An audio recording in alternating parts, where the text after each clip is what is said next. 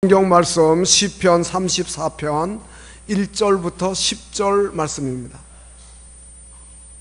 시편 34편 1절부터 10절. 내가 여호와를 항상 송축하며 내 입술로 항상 주를 찬양하리이다. 내 영혼이 여호와를 자랑하리니 곤고한 자들이 이를 듣고 기뻐하리로다. 나와 함께 여호와를 광대하시다 하며 함께 그의 이름을 높이세. 내가 여호와께 간구하며 내게 응답하시고 내 모든 두려움에서 나를 건지셨도다. 그들이 주를 앙망하고 광채를 내었으니 그들의 얼굴은 부끄럽지 아니하리로다. 이 곤고한 자가 부르짖음에 여호와께서 들으시고 그의 모든 환난에서 구원하셨도다. 여호와의 천사가 주를 경외하는 자를 둘러 진치고 그들을 건지시는도다.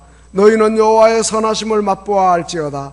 그에게 피하는 자는 복이 있도다. 너희 성도들아 여호와를 경외하라. 그를 경외하는 자에게는 부족함이 없도다. 젊은 사자는 궁핍하여 줄일지라도 여호와를 찾는 자는 모든 좋은 것에 부족함이 없으리로다. 아멘. 시온 찬양대의 찬양으로 하나님께 영광을 돌리겠습니다.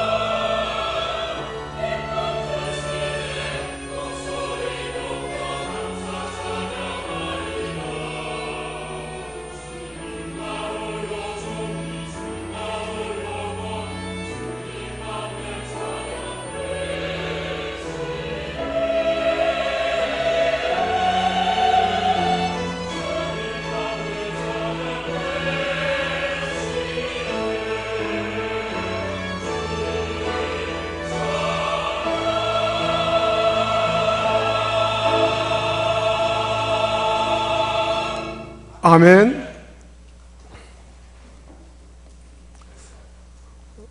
본문 말씀은 다윗이 경험한 하나님의 구원의 은혜에 대한 감사 찬송입니다. 이 시의 배경에 대해서 표제에 나와 있습니다.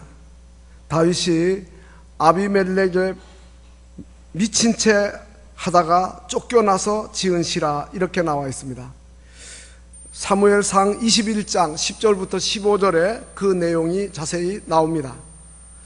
이 다윗은 자기를 시기하고 질투하고 핍박하고 심지어 자기를 죽이려고 군대를 풀어서 뒤쫓는 사울왕을 피해가지고 블레셋 진영으로 도망을 갑니다. 그 나라의 아비멜렉 왕이라는 뜻인데요, 그 이름은 아기스였습니다. 사무엘상 21장을 보면 다윗이 사울을 두려워해가지고 도망해서 가드왕 아기스에게로 갔다 이렇게 나와 있습니다. 그때 그 아기스의 신하들이 아기스 왕에게 말합니다. 이 사람이 누굽니까? 이 사람이 다윗이 아닙니까? 예전에 골리앗 장군을 무너뜨린 자 아닙니까? 우리하고 전쟁하면 백전백승하는 사람인데 어떻게 이 사람을 불러드립니까? 라고 하였습니다. 그리고 이스라엘 사람들이, 여인들이 이 사람에 대해서 사울은 천천히요 다윗은 만만이라고 노래 부른 바로 그러한 사람입니다 라고 이야기합니다. 그 소리를 듣고 다윗이 자기의 정체가 탄로남에 대해서 그 아기스 왕을 심히 두려워하게 됩니다. 그래서 자기 행동을 변해가지고 미친 척하고, 그리고 대문짝에다가 낙서도 하고, 그 다음에 수염에다가 침을 흘리기도 하고 이럽니다. 그러니까 아기스 왕이 신하들에게, 아니 이 사람 미치광이 아닌가? 어째서 내게로 왔는가? 아니 우리에게 무슨 미치광이가 부족해가지고 또 이 사람을 더 데리고 왔는가? 그러면서 이 사람이 어떻게 내 집에 들어왔느냐라고 하면서 다윗을 쓸모없는 사람으로 여기고 추방을 합니다. 자칫하면 다윗이 이 적군에게, 그 임금에게 사로잡혀 죽을 뻔했는데 이 다윗이 즉흥적으로 미친 척하면서 행동을 변장함으로 말미암아 위기에서 살게 되어서요, 이러한 절박한 상황을 지나고 난 다음에 그가 나중에 깨닫고 보니 이것도 하나님의 은혜다, 하나님이 나를 고난 중에 보호해 주셨구나, 이렇게 생각하고 하나님 앞에 감사 찬양을 하고 있습니다. 여러분, 대부분의 사람들은 환난을 당하면 감사가 끊어집니다. 원망이 나오고 불평이 나옵니다. 근데 다윗은 어떤 상황에서도 하나님께 감사가 계속됩니다. 오늘 본문 1절에 내가 여호와를 항상 송축하고 그리고 내 입술로 항상 주를 찬양하리이다, 이렇게 말합니다. 이 송축한다고 하는 히브리어는 바라크인데 엎드린다, 예배한다 하는 뜻입니다. 누군가에 대해서 또 선한 말을 하거나 좋은 말을 하는 것도 바라크라고 합니다. 영어 성경에 bless the Lord라고 그럽니다. 번역하면은 주님을 축복한다는 뜻인데 사람이 주님을 축복할 수 없죠. 그러므로 옆에 있는 사람에게 좋은 말 할 때 우리가 God bless you, 서양 사람들은 그럽니다. 하나님이 당신을 축복하기를 원합니다, 이런 뜻이죠. 그러므로 이 바라크라는 이 말은, 하나님을 송축한다고 하는 이 말은 하나님을 축복한다기보다는 하나님에 대해서 좋은 말을 하고 선한 말을 하고 하나님에 대해서 감사하다고 하는 이러한 표현이에요. 하나님의 위대하심, 그 인자하심, 그 긍휼이 많으심에 대해서 하나님께 감사하는 의미라, 이렇게 해석할 수가 있겠습니다. 다윗은 여호와를 항상 송축한다, 하나님에 대해서 항상 좋은 말을 한다, 항상 선한 말을 한다, 하나님에 대해서 늘 감사한다, 이런 뜻이고요. 그 다음에는 또 내 입술로 항상 주를 찬양하리이다 그랬는데, 하나님을 향한 감사를 입술의 찬양으로 표현한다고 하는 이러한 의미가 되는 것입니다. 다윗은 고백합니다. 나는 항상 주께 감사하겠다. 그리고 나는 항상 입술로 하나님을 찬양하겠다. 감사하는 일을 이어서 하고, 그리고 찬양하는 일을 일평생 계속적으로 하겠다. 바로 이렇게 그가 고백하고 있는 거예요. 그래서 오늘 아침에 다윗의 항상 감사라는 제목으로 말씀을 드리며 은혜를 받고자 하는 것입니다. 오늘 본문 2절에 보니까 내 영혼이 여호와를 자랑하리니 곤고한 자들이 이를 듣고 기뻐하리로다 그럽니다. 하나님을 자랑하겠다 그럽니다. 하나님이 늘 자기와 함께 하시고 늘 자기를 보호하시고 인도하시고 도움이 되시는 그 하나님을 온 세상 사람들에게 널리 자랑하겠다 이렇게 이야기합니다. 그리고 또 곤고한 자들이 이를 듣고 기뻐한다 그랬는데 여기 곤고한 자들에 대해서 다른 성경에는 겸손한 자라 이렇게 번역하기도 합니다. 무슨 뜻인가? 이 곤고한 자하고 겸손한 자하고 어떤 상관관계가 있는가? 거기에 대해서 대부분의 사람들은 환난과 고난을 당하면서 겸손해집니다. 환난과 고난을 당하면서 자기가 약함을 알게 됩니다. 그래서 겸손히 하나님을 의지하고 하나님께 기도하고 이와 같이 하는 겁니다. 실패해보지 않고 그리고 이제 낭패를 당해보지 않은 사람은 늘 하는 일마다 잘되고 성공만 한다고 해보십시오. 자기가 잘나서 자기가 똑똑해서 자기가 남보다 특별해가지고 그렇게 잘되는 줄로 착각하고 교만할 수가 있는 거예요. 그러나 그 곤고한 일을 많이 당해본 환난을 겪고 고난을 겪은 사람은 겸손해져서 하나님께 의지하게 되고 하나님에게 도움을 구하게 되고 그러면서 하나님 앞에 감사하게 된다고 하는 이러한 말씀이죠. 곤고함을 통해서 겸손해진 사람은 하나님을 원망하지 아니하고 하나님에 대해서 불평하지 않는 거예요. 그러나 반대로 교만한 사람은 늘 하나님 원망하고 그리고 사람들에 대해서 불평하고 자기가 입은 은혜에 대해서는 기억도 못하고 감사할 줄도 모르는 거예요. 왜 그런 거 하니까 자기가 지금 이처럼 사는 거 이거 당연하다. 그리고 뭐 이마만큼 사는 거 부를 누리고 뭐 높은 위치에 있고 그리고 염려 없이 사는 거 이건 너무 당연하고 그리고 이거는 고난이 없는 거 이거는 정상이다 이렇게 생각한단 말이에요. 그러다가 만일 자기가 환난이 닥치고 고난이 오면 이건 너무 억울하다. 내가 평안하게 사는 게 정상이고 내가 이제 어려움 없는 것이 이것이 당연한데 근데 왜 나에게 이런 환난이 왔나? 왜 이런 시련이 왔나? 그러면서 하나님 너무하십니다. 왜 우리에게 이런 고난을 주고 우리 가정에 이런 화를 줍니까? 이런 생각을 갖게 된다 이 말이에요. 그러나 여러분 저절로 되는 것은 이 세상에 아무것도 없어요. 당연한 것처럼 생각하지만 그러나 사실은 모든 것이 가만 생각해 보면 하나님의 은혜입니다. 나의 나된 것 하나님의 은혜라 바울이 그렇게 고백하지 않았습니까? 사실 우리는 지은 죄값으로 우리가 당연히 형벌을 받아야 되고 환난을 겪어야 돼요. 그런데 하나님의 은혜로 우리가 잔이 넘치는 복을 받고 늘 사는 거예요. 지금까지 지내온 것 주의 크신 은혜입니다.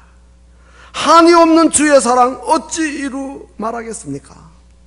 자나 깨나 주의 손이 항상 우리를 살펴주시고 모든 일을 주 안에서 형통하게 해주셨습니다 하고 우리는 겸손하게 감사하면서 찬송하며 살게 되는 거예요. 환난을 겪어본 곤고한 자들은 마음을 낮추어서 겸손하게 하나님 의지하고 그리고 하나님께 기도하고 다윗처럼 이렇게 내가 여호와 하나님을 자랑하겠다 그러면서 곤고한 자 겸손한 자들이 이를 듣고 기뻐한다고 이야기하고 있는 것입니다. 미우라 아야코라고 하는 일본 북해도의 한 초등학교 교사가 사범학교를 졸업하고 17살 때에 교사가 되었어요. 그리고 이제 그 7년 동안 교사 일을 보고 24살이 되었을 때 폐결핵이 걸렸어요. 척추 디스크까지 아마 그 척추에 그 폐결핵이 옮겨진 것 같아요. 그래가지고 13년 동안이나 요양생활을 했어요.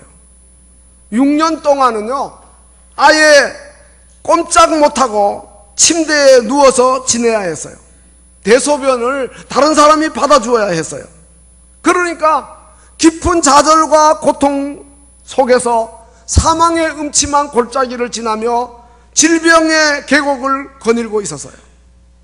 그런데 마침 그녀의 초등학교 친구가 찾아와서 예수님을 전했어요. 복음만 전한 게 아니라 예수님의 사랑까지 전했어요. 그러니까 이 아야코가 곤고한 가운데서 겸손해졌으니까 예수님을 영접한 거예요. 그리고 뿐만 아니라 두 사람이 깊은 사랑에 빠졌어요. 이 남자친구가 이 아야코가 회복되기를 기다리는 거예요.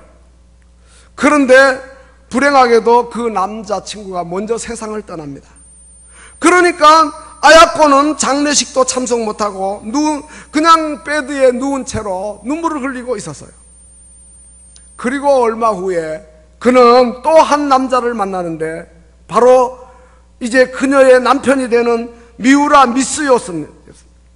근데 이 사람도 역시 아야코가 회복되기를 기다리다가 5년 지나가지고 이제 그동안 13년 동안의 그 요양 생활을 청산하고 37세 나이로 결혼을 합니다. 근데 이 두 부부가 너무 믿음이 좋은 사람들이었어요. 그녀는 병원에서 퇴원해가지고 조그마한 잡화점을 이제 열었는데 손님들에게 친절하게 하고 이러니까 이 가게에 손님들이 막 모여오는 거예요. 새벽부터 밤까지 이 장사에 매여 달렸어요. 그러니까 얼마나 좋았겠습니까? 가게가 잘 되니. 근데 이 사람들은 생각이 달랐어요. 이 미우라 아야코는 오랜 질병으로 고난을 경험해 보았기 때문에 그녀의 마음이 겸손해져서 특별히 어려운 이웃을 생각하고 배려하는 그런 마음이 있었어요. 그래서 이 부부가 마주 앉아서 이야기합니다. 여보, 우리가 아무래도 잘못하고 있는 것 같소. 우리 가게가 너무 장사가 잘 되니까 손님들이 우리 가게로 다 몰려오니까 이웃 가게가 텅텅 비었어요. 이렇게 이야기하는 겁니다. 성경에 내 이웃을 내 몸같이 사랑하라 그랬는데 근데 아무래도 우리가 잘못하는 것 같소. 이렇게 이야기하니까 아내도 맞장구를 칩니다. 그래, 맞아요. 이건 예수 믿는 사람이 해서는 안 될 일이죠. 이렇게 이야기하는 거예요. 그러면서 소중한 이웃 사랑의 줄이 끊어지지 않도록 해달라고 하나님께 기도하면서 그 다음 날부터는 물건 3분의 1을 줄이는 거예요. 그리고 그 다음에는 물건의 구색도 갖추지 않고 또 술이나 담배 아예 다 팔지 않고 이렇게 하다 보니까 이제 이 손님들이 물건 사러 왔다가 물건이 없으니까 그러면 이럽니다. 이웃 가게로 가보세요. 그 집에는 다 있습니다. 그래가지고 사람을 그리로 보내가지고 자기 가게로 오는 손님이 나누어지도록 만들어서 그 다음에 옆에 가게도 잘 되도록 그렇게 했다는 거예요. 그러다 보니까 이 아야코가 덜 바빠진 거죠. 이제는 여유도 좀 생긴 거죠. 시간이 남죠. 그래서 글을 쓰는 거예요. 이렇게 5년 흘러가는 동안 나이가 42이 되었는데 이 전직 초등학교 교사였던 이 잡화점 여주인이 아사히 신문에 그 1000만 엔 현상의 장편 소설 모집을 하는데 응모를 했어요. 그래서 당선이 되었는데 그 소설이 바로 빙점입니다. 이후에 그녀는 노벨 문학상도 받게 되는데 그녀의 곤고한 날이 이제 이 고난의 그 시간들이 그를 겸손하게 했고 그 다음에 겸손한 그녀에게 하나님이 큰 복을 주시어서 1000만 엔 장편소설에 응모하여 당선되도록 한 거죠. 이 미우라 아야코는 평생 병마와 싸웠습니다. 어떨 때는 40도가 넘는 고열에 시달리기도 했는데 그래도 욥기를 읽으며 투병했고 또 직장암 수술도 했고 말년에는 파킨스 병까지 왔어요. 근데 늘 밝은 모습을 잃지 않으며 보석처럼 빛나는 작품을 쏟아내는 거예요. 그녀는 말하기를 질병으로 내가 잃은 것은 건강이고 대신 신앙과 생명을 얻었다. 그렇게 하면서 고통을 통해서 주님과 더 가까워졌고 그 고난을 통해서 믿음과 인격이 더 성숙해졌고 그리고 주님의 구원의 빛을 아름답게 온 세상에 잘 드러내는 여인이 되었어요. 그녀는 말하기를 아픔과 고통이 있었기에 더 기도했고 그리고 또 더 감사했고 또 찬양을 더 불렀고 그리고 믿음이 깊어졌다. 그렇게 이야기합니다. 기도하는 가운데 나는 비록 아프지만 다른 사람들에게 항상 기쁨과 그리고 감사를 보여야겠다. 이렇게 다짐하곤 했답니다. 병원에서 생활할 때에도 아무리 아파도 짜증 부리지 않고 남을 탓하지 않고 간호사나 그리고 주변 사람들에게 항상 웃으면서 감사의 인사를 그치지 않았다는 거예요. 이렇게 살면서 빙점을 비롯해서 이 질그릇에도 등 96편의 소설을 남기고 77세로 세상을 떠나 주님의 품에 안겼어요. 여러분, 하나님은 미우라 아야코에게도 그리고 다윗에게도 끊임없이 하나님께 감사 생활을 이어가도록 하셨고 그리고 찬송하면서 늘 하나님 앞에 기뻐하며 살았던 이러한 자들에게 하나님께서 크게 복을 주셨어요. 그래서 오늘 본문 4절 보니까 내가 여호와께 간구하니까 내게 응답하시고 내가 모든 두려움에서 나를 건지셨고 그리고 6절에 보니까 이 곤고한 자가 부르짖을 때 하나님이 들으시고 그의 모든 환난에서 구원하셨다. 이렇게 노래하고 있는 것입니다. 또 7절에 보면은 여호와의 천사가 이 주를 경외하는 자를 둘러 진치고 그리고 건지신다고 이야기했어요. 항상 다윗은 하나님께 감사했고 또 늘 찬송하면서 살았기에 하나님은 그의 기도에 응답하시고 또 그를 보호하시고 지켜주시는 이러한 은혜가 있었던 것이죠. 다윗은 하나님의 구원을 생각하면서 항상 하나님을 송축했어요. 하나님에 대하여 좋은 말만 하고 선한 말만 하고 감사하는 말만 했어요. 그리고 입술로 찬양하는 노래소리가 그의 입에서 끊어지지 않았어요. 오직 주님을 자랑하겠다고 했어요. 소리 높여 많은 사람들에게 외칩니다. 너희는 여호와의 선하심을 맛보아 알지어다. 우리가 하나님을 지식으로만 알고 머리로만 아는 것이 아니고 뜻밖의 환난을 겪으면서 곤고한 중에 있으면서 하나님의 보호하심과 지켜주시는 사랑을 느끼는 거예요. 체험적인 신앙을 갖는 거예요. 하나님의 선하심을 맛보는 겁니다. 그래서 욥은 숱한 고난을 경험하면서 욥기 42장 5절에서 고백하기를 내가 주께 대하여 귀로만 들었는데 이제는 눈으로 배움나이다 라고 하였고 또 다윗은 시편 119편 71절에서 고난당한 것이 내게 유익이라 이로 말미암아 내가 주의 율례를 배우게 되었나이다 라고 고백하였습니다. 오늘 본문 9절에서 너희 성도들아 여호와를 경외하라 그를 경외하는 자에게는 부족함이 없도다 그랬고 젊은 사자가 궁핍하여 줄일지라도 여호와를 찾는 자는 모든 좋은 것에 부족함이 없으리로다 라고 하였습니다. 사랑하는 성도 여러분, 우리가 늘 하나님에게 좋은 말하고 감사하는 말하고 선한 말을 하고 그리고 우리의 입술에 찬송이 끊어지지 않는 이러한 생활 이어지도록 하십시다. 에베소 교회를 향해서 우리 주님이 칭찬도 하지만 요한계시록 2장을 보면 권면도 하시는데 내가 너의 행위와 수고와 내 인내를 안다. 너가 참고 내 이름을 위하여 견디고 게으르지 아니한 것 안다. 그러면서 너를 책망할 것이 하나 있는데 처음 사랑을 버렸다.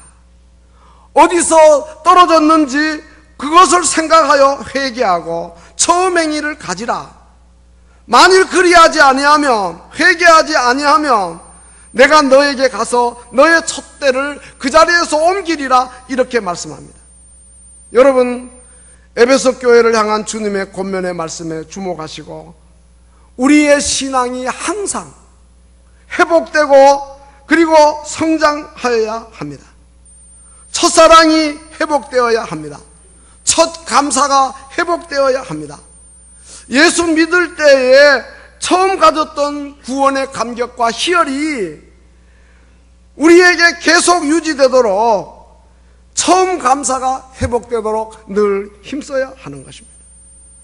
오늘 본문에서 다윗은 여호와를 항상 송축하겠다, 내 입술로 항상 주를 찬양하겠다, 이와 같이 하는데 우리가 다윗의 항상 감사를 배우도록 하십시다. 바울은 항상 기뻐하라 그랬습니다. 범사에 감사하라 그랬습니다. 이것이 그리스도 예수 안에서 너희를 향하신 하나님의 뜻이라고 하였습니다. 다음 주일 추수감사절로 지킵니다. 우리의 감사가 반드시 회복되는 주일이 되었으면 합니다. 펌프 수도를 지금은 쓰지 않지만 전에 우리가 많이 썼죠. 거기에 마중물을 부으면, 물 한 바가지 부으면, 그러면 막 이 펌프에서 물이 솟아오르지 않습니까? 바로 감사의 마중물을 우리 마음에 쏟아 부어가지고, 그래서 우리에게 감사가 흘러넘치도록 하는 이러한 은혜가 우리 가운데 있었으면 하는 것입니다. 감사는 믿음 좋은 사람들의 전통입니다. 창세기 4장 보면 아벨의 감사 제사가 나옵니다.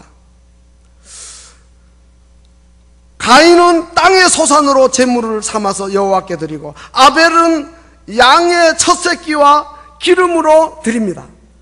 근데 하나님께서 아벨과 그의 제물은 받으셨는데 가인과 그의 제물은 받지 않았어요. 제물만 하나님이 받으시는 것이 아니라 사람도 받으신다는 것을 우리에게 보여주고, 제물만 안 받으시는 것이 아니라 사람도 받지 않는 걸 우리에게 보여줍니다. 가인이 몹시 분해가지고 안색이 변했습니다. 왜 내 제사는 안 받고 동생의 제사만 받는가? 그때 여호와 하나님이 가인에게 뭐라고 말씀합니까? 너가 어째서 분해하느냐? 왜 얼굴 색깔이 달라지느냐? 너가 선을 행하였다면 어찌 얼굴을 들지 못하겠느냐? 그러면서 너는 죄를 다스리라, 이렇게 이야기합니다. 무슨 말씀입니까? 하나님 앞에 제사 드릴 때 형식적으로 드리는 제사 하나님 기뻐하지 않는다. 하나님께서 믿음으로 제사하고 감사함으로 제사하는 것을 기뻐한다는 이러한 뜻이죠. 결국 가인이 그의 아우 아벨을 들에 나가서 쳐서 죽입니다. 그러한 마음 자세로 드리는 예배는 하나님이 기뻐받지 않는다는 거죠. 그래서 히브리서 11장 4절에 믿음으로 아벨은 가인보다 더 나은 제사를 하나님께 드림으로 의로운 자라 하시는 증거를 얻었다. 아벨은 감사의 제사를 드리고 믿음의 제사를 드렸다는 거죠. 그래서 하나님이 그 예물에 대하여 증언하시기를 그가 죽었으나 그 믿음으로서 오히려 말한다. 감사가 있고 없고의 차이를 우리에게 보여주고 있는 거죠. 아벨만 감사의 제사를 드린 게 아니에요. 아브라함도 가는 곳마다 감사의 제단을 쌓았습니다. 창세기 12장 7절 8절을 보면은요, 여호와께서 아브라함에게 나타나 내가 이 땅을 내 자손에게 주리라 하실 때 자기에게 나타나신 여호와께 그가 그곳에서 제단을 쌓았다. 감사의 제단을 쌓았다는 뜻이죠.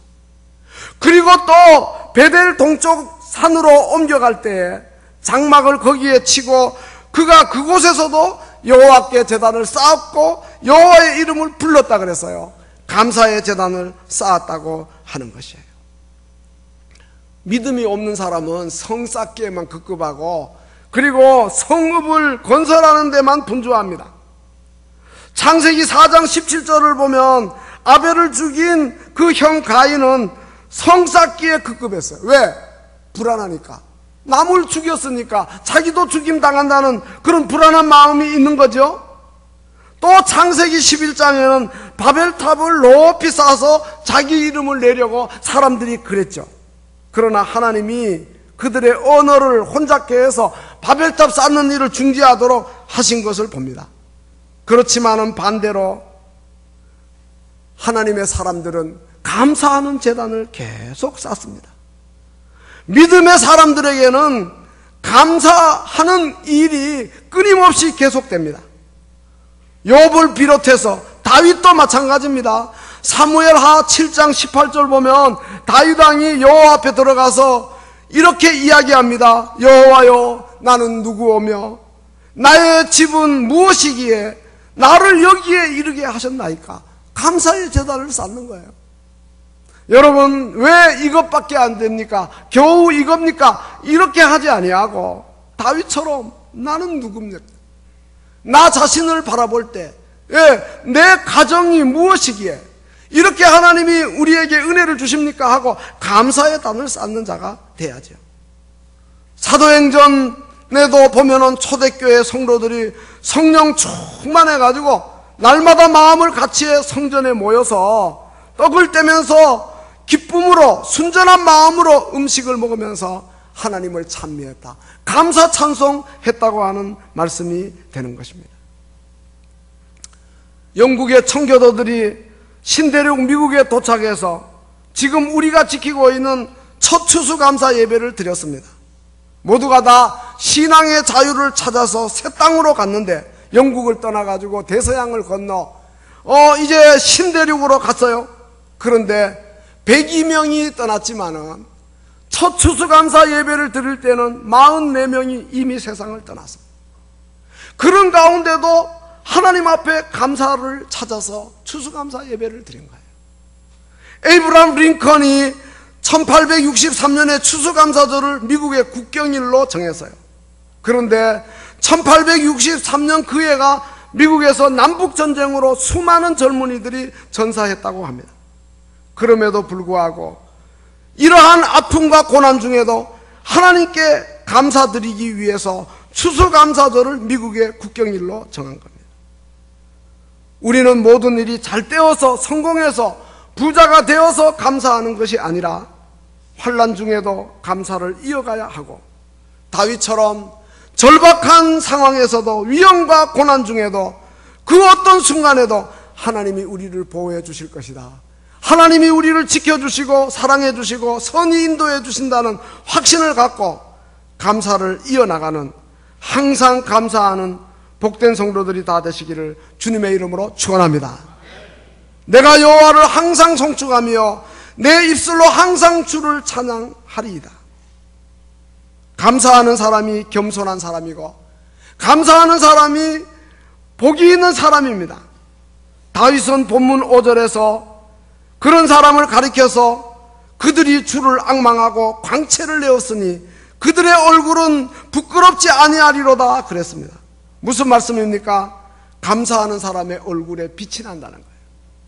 그에게서는 어두움을 찾아볼 수가 없다는 거예요. 너의 마음에 슬픔이 가득하더라도 주가 위로해 주실 것이다. 아침 해같이 빛나는 마음으로 너 십자가를 지고 가라. 참 기쁜 마음으로 십자가를 지고 가라. 너가 기쁘게 십자가 지고 가면 슬픈 마음의 사람들이 위로를 받을 것이라고 하지 않았습니까? 지난번에 우리가 전도간증 오신 이복음 사모님, 우리의 얼굴이 전도지다 그랬지 않습니까? 어떤 경우에도 구겨진 전도지가 되어서는 안 된다. 우리의 얼굴 찡그려서는 안 된다. 우리가 언제나 밝은 얼굴 가지고, 빛나는 얼굴 가지고 그리스도의 강체가 머무는 감사하는 성도들이 되어야 한다는 거죠. 조니 에릭슨 타다라고 하는 사람은 16살 때에 다이빙 하다가 목이 부러져 전신마비가 되었어요. 그런데 그녀는 그러한 큰 시련 가운데도 절망하지 않고 사랑 많으신 전능하신 하나님께 기도할 마음이 생겼어요. 하나님, 이러한 몸이라도 쓰임받을 수 있게 해주십시오. 하나님 원망하지 않고 찬양하며 살 수 있게 해주십시오. 그렇게 하나님께 간절히 기도했어요. 기도하는 중에 그래도 입술은 움직일 수 있다고 하는 이러한 것을 알고 입술에다가 연필을 물고 그림을 그리기 시작합니다. 그래서 그녀의 그림이 널리 알려져서 그 유명한 볼펜 회사에서 그녀를 광고 모델로 제의를 했어요. 그런데 그녀는 자신이 나오는 그 광고 아래에 PTL이라고 글자를 삽입하기로 약속을 하고 광고에 출연을 합니다. PTL이라고는 Praise the Lord입니다. 주님을 찬양하라. 주님을 찬양하라는 그 이니셜입니다. 그 후에 그녀는 복음 전도자로, 장애인을 위한 인권 운동가로 미국 사회에서 강력한 영향을 끼치는 존재가 되었습니다. 사랑하는 성도 여러분, 우리 모두 구원의 은혜에 감격하여 항상 감사 찬양하는 성도들 되고 우리의 입술에 찬송이 끊어지지 않는 복된 성도들이 다 되시기를 주님의 이름으로 축원합니다. 기도하시겠습니다.